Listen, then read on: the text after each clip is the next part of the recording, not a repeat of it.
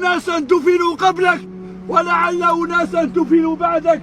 نعم أيها الإخوة الكرام، اليوم فوق التراب وغدا تحت التراب. اليوم نتنعم بالنعيم ونفتخر بالسيارات والأموال والجاه والسلطة، وغدا تأكلنا الديدان. يا ابن آدم، يا ابن آدم، عش ما شئت فإنك ميت. يا ابن آدم، مهما طال بك العمر ومهما طالت بك الدنيا فإنك ميت، فإنك ميت، فإنك ميت. ستترك الزوجة وتترك الأولاد وتترك متاع الحياة الدنيا وتنزل إلى قبرك. فإن عملت خير كان قبرك روضة من رياض الجنة، وإن عملت غير ذلك كان قبرك حفرة من حفر النار. أيها الناس، توبوا إلى الله.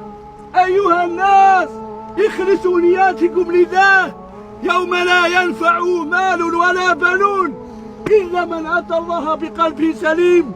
قال ابن عباس: قلب عقيدة، قلب لا شرك فيه، قلب أبيض. نعم أيها الإخوة الكرام.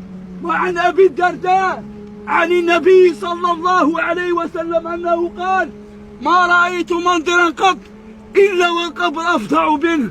نعم أيها الإخوة الكرام، من الموت طالبه والدود أنيسه والتراب فراشه والقبر بيته. كيف يكون أمرك يا ابن آدم؟ فإن كنت مطيعا لله مطيعا للرسول مقتديا بالصحابة رضي الله تعالى عنهم وأرضاهم، يوم يأتيك الملائكة ويقولان لك: من ربك؟ فتقول: ربي الله الذي لا إله إلا هو. وما دينك؟ ديني الإسلام. ماذا فعلتم بالرجل الذي بعث فيكم؟ فتقول: محمدا صلى الله عليه وسلم.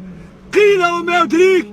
قال: قرأت كتابه وعملت به. فيقولان لك: انظر